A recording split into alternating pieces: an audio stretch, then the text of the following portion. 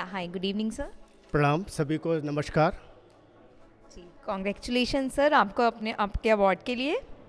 धन्यवाद जी, आप अपने बारे में कुछ बताना चाहेंगे? जी। मेरा नाम डॉक्टर अरविंद तिवारी, मेरा एनजीओ है CRDG फाउंडेशन, जिसमें हम 5 चीज़ों पे कार्य कर रहे हैं: शिक्षा पे, स्वास्थ्य पे, पर्यावरण संरक्षण पे, स्व व्यवसाय पे और गौ संरक्षण पे। ओके, तो आप बताना चाहेंगे कि लाइक जो आपका एनजीओ है जिसमें आप काम कर रहे हैं उसमें आपको क्या और चेंजेस लाने चाहिए ऐसे, जिसकी वजह से लाइक उसके और भी ज़्यादा एक्सपीरियंस आपका बेटर है उस चीज़ में? ये जो आपने प्रश्न किया, ये हमारे जो 5 चीज़ें, अगर उनको ध्यान से आप समझें, उनको देख करके और समाज को समझ करके, इन 5 चीज़ों को इस तरीके से आपस में जोड़ा गया है कि वो 5 चीज़ें समाज की इस समय की वर्तमान समस्याओं के समाधान की तरफ इंगित करती हैं।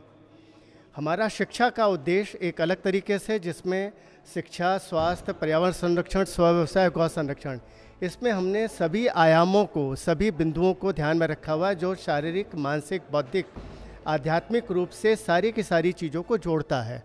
अगर हम शिक्षा का उदाहरण लें तो शिक्षा में आज आप देखेंगे यूनिवर्सिटीज़ में, कॉलेजेस में post graduates, engineering graduates, doctors, PhD, ये सब इतने निकल गए हैं कि उनको प्रॉपर उनकी नौकरियां उनको नहीं मिल रही हैं।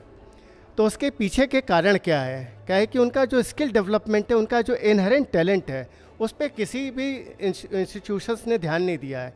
इसी के चलते हमारा NGO जो था, वर्तमान जो शिक्षा नीति थी, न्यू एजुकेशन पॉलिसी NEP 2020, उसका एक महत्वपूर्ण हिस्सा थी, जिसमें हमने इन बातों को रखा, जिसको सरकार ने कुछ अंश तक तो अपने में समाहित किया है कि लोगों को 12th के बाद जब वो शिक्षा कर रहे हैं, उसी कंटिन्यूटी में अपना स्किल डेवलपमेंट भी कर सकता है, आगे की रिक्वायरमेंट के हिसाब से एजुकेशन परस्यू कर सकता है। तो हम लोग की एजुकेशन जो सिस्टम है, उसी तरीके से ध्यान करते हुए उसको आगे लेकर के चल रही है। इसी तरीके से हेल्थ है। हेल्थ लोगों ने ये समझा हुआ है कि सिर्फ और सिर्फ बीमारी का उपचार नहीं, ये हेल्थ जो है सबसे पहले शुरू होता है मानसिक रूप से, फिर वो बौद्धिक रूप में जाता है, फिर वो शरीर में आता है, और उसको हम आध्यात्मिक रूप से कैसे उससे बच सकते हैं, उस तरीके से बात करते हैं।